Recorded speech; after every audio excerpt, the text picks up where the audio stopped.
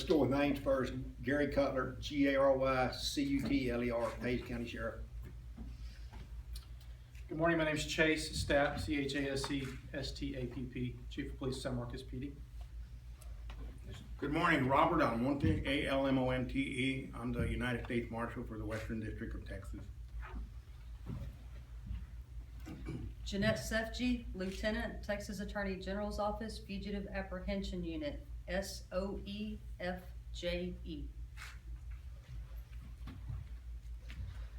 Good morning, everyone. Thanks for being here today. We're here to talk about what we've identified as Operation Verify. As you know, there's sex offenders, registered sex offenders are required to be in compliance in their county, and they're required to file the paperwork to be in compliance. Right now in Hays County, we have 162 registered sex offenders. What we did with Operation Verify, we had 55 officers Tuesday and Wednesday from U.S. Marshal's Office, the Texas Attorney General's Office, the San Marcos Police Department, and the Hays County Sheriff's Office. They started Tuesday and visited 162 registered sex offenders in the county, not inside the city limits of San Marcos, Butte, or Kyle. And I'll let the chief elaborate on that. Out of that, we made contact with 139 registered sex offenders. And out of those, we found 3 were not in compliance, 20 are still under investigation, and we arrested 1 with 2 arrest warrants pending.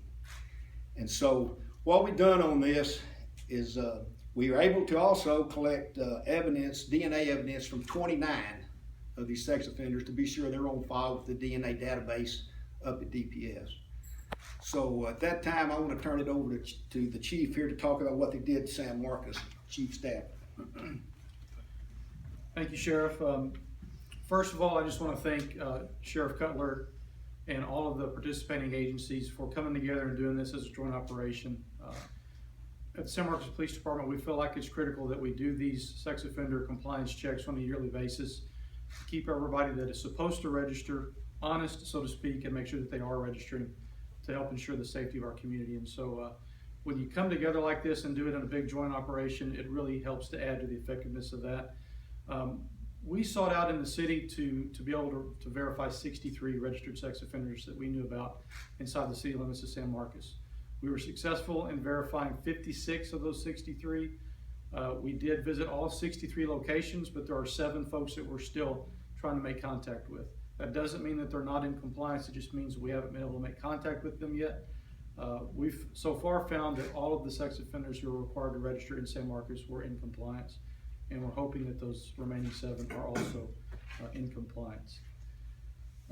We had within the city, we had 3 teams of 2 officers each operating within the city, patrol officers, detectives, working together over the 2-day period, and visited again 63 homes. So again, thank you, Sheriff Cutler, Mr. Almonte, and the other, the Attorney General's Office, everybody else that came together and asked us to participate in this. We'll be doing this again next year and in years to come.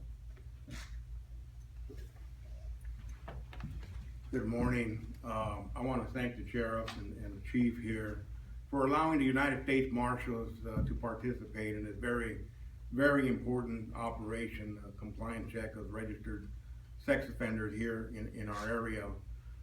We're very proud to participate with several of my deputies assigned to the operation, as well as being able to reach out to U.S. Marshals headquarters and obtain some funding for overtime to assist the local the sheriff department and the police department in that effort. It's really important that we continue to conduct these types of operations to let these sex offenders know that we're going to stay on their heels, and we're not going to let them catch their breath, and we're going to make it as difficult as possible for them to try to commit another sex offense. And I really personally believe that this is the best deterrent, is by going to their house, each one of their homes, and knocking on their doors, and they know that we're keeping tabs on them. And it doesn't get any better, and it doesn't get any more powerful than that when you have law enforcement officers knocking on the door of a sex offender and checking on them. In my previous career, the El Paso Police Department, one of the worst memories I have, the little 5-year-old little girl being abducted, and really wasn't abducted, let out of a Walmart store during the Christmas season. And in reviewing the videos later, seeing that it was actually a registered sex offender walking her out of the Walmart store. And unfortunately, the next morning, I got a call as the deputy chief over Crimes Against Persons and Children, responding to the crime scene where her little body was found underneath a carport of a business, naked, plastic bag over her head, sexually assaulted, brutally murdered by this registered sex offender.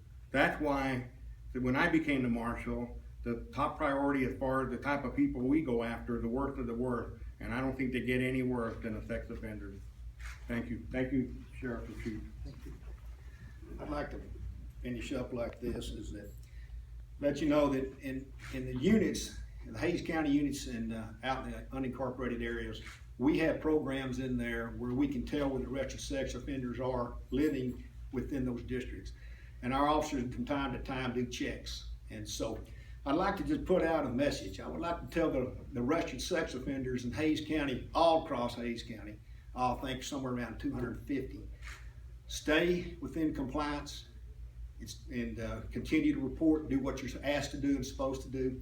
And we will do our job as law enforcement officers across this county to be sure they are in compliance and do checks on them. So this time we'll be glad, if you have any questions, we'll take any question to try to answer them for you. Is this an ongoing effort?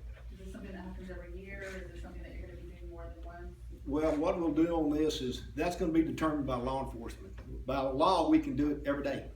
And like I said, we have officers, the police department has officers to do compliance checks.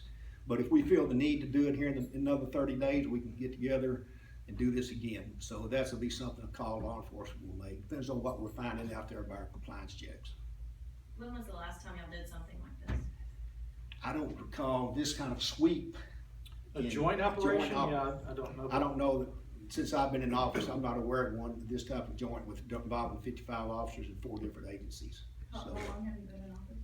5.5 years. 5.5 years. And it was 4 different agencies, you said? 4 different agencies involved in this one. And like I said, 55 officers. We want to, like I said, we want to assure the citizens across this county that we're gonna do our job as law enforcement officers to keep them safe from sexual predators and be sure they're staying in compliance. Were there any surprises during this compliance check? No, whenever we had, no, not really. You know, we got, like I said, we only had 3 out of 162 that were out of compliance. We have 20 under investigation, like the chief said. We're not saying they weren't in compliance. That's still under investigation. We arrested 1 for non-compliance, and we got warrants pending on 2 others. So that's a pretty high percentage of compliance across Hays County. Should the community be concerned with those 3 that you couldn't find? I wouldn't, you know, you always should be concerned, you know, whenever there's a sexual predator out there that hasn't, it's not in compliance, but I don't want to alarm the community by saying it's something, but just they always should be concerned and aware of the surroundings on that. And we're just glad to get the DNA samples, to get them in the database. And what was kind of the point of getting the DNA samples? Why haven't y'all had those, that kind of thing? We did, we found these did not have them, and there's probably, I think the lieutenant was telling me, maybe 8,000 across the state of Texas that are on the database that are sexual registered sex offenders, not just here in Hays County. So we went through it and we got samples of ones that we didn't have, so we can be sure they're registered in the database. So do you feel like you have all DNA from all sex offenders in Hays County now? I know we're still missing a few, but we'll continue to follow up on that. What's the cause of the sudden joint venture between all departments? Does this have anything to do with the repeated rape events in Austin? I wouldn't say it has anything to do with repeated rape. It's something we just need to be doing. We want to keep the community safe and our towns and the county safe, so it's something we just need to be doing. Like I said, don't misunderstand us. We do that. Our officers are doing compliance checks. We just thought it would be time to do a sweep across the county. It took us 2 days to do it. We considered it a very successful sweep. And those 3 that you guys couldn't find, are you guys still searching for those 3? Yes, they do. Like I said, well, one of them had outstanding warrant. 2 of them, we got arrest warrants pending. So we will be continuing to look for them. Those that you found not in compliance, what were some of the things that they weren't doing, and what do y'all do to make sure that they get back into compliance? Well, we'll do follow, like some of the things they have to do is like report a change of address, or they may not report a change of address, registration of vehicles, and I don't know all the details of how they were out of compliance, but they were out of compliance, so. So the ones in San Marcos and Hays, those are separate, is the county, in the county, that's 1, and then the ones in San Marcos? Yes. Any surprises in San Marcos by any chance? San Marcos, sorry. No, I don't think there were any surprises for us. We generally will find one or two out of compliance when we do these checks. And since we still have 7 that we need to follow up on, there's still a chance we may find someone out of compliance. But I'm pleased that so far, we haven't found anyone out of compliance. What's the goal here? The goal is safety and making sure that when you as a citizen get online on that DPS website to see if there's a sex offender in your neighborhood and the website says, you know, this one lives 2 houses down, that is valid and accurate information. That's the goal. What about Buda and Kyle? I know that they're not here today. Are they doing the same things? They're also in the county. They, Butte and Kyle, they were not involved in this sweep today. It's not because we didn't contact them. I don't know what the deal was on that, but I'm sure they're doing compliance checks in their cities as well. I feel almost positive they are. But this was just San Marcos PD and us, and we're gonna have the largest percentage of registered sex offenders in the county is gonna be here outside the unincorporated city limits and in the city limits, San Marcos, the biggest areas. How As far about, as the Texas AG's office, could you answer a question about, you know, just how important is it, you know, for you guys to keep track of all these? We take this very seriously within our office, and we provide a support role where we're going out and assisting local and state as well as federal officers on the compliance aspect. We're trying to educate with the information that we have learned by state law and other classes we've taken to help assist in the compliance. The recidivism for sex offenders, the numbers are there. There's been several studies. So if we can prevent a sex offender from offending another victim, that is our goal. Protecting the children and the citizens of the state of Texas is our mission. That's it. We appreciate y'all being here, and thank you very much.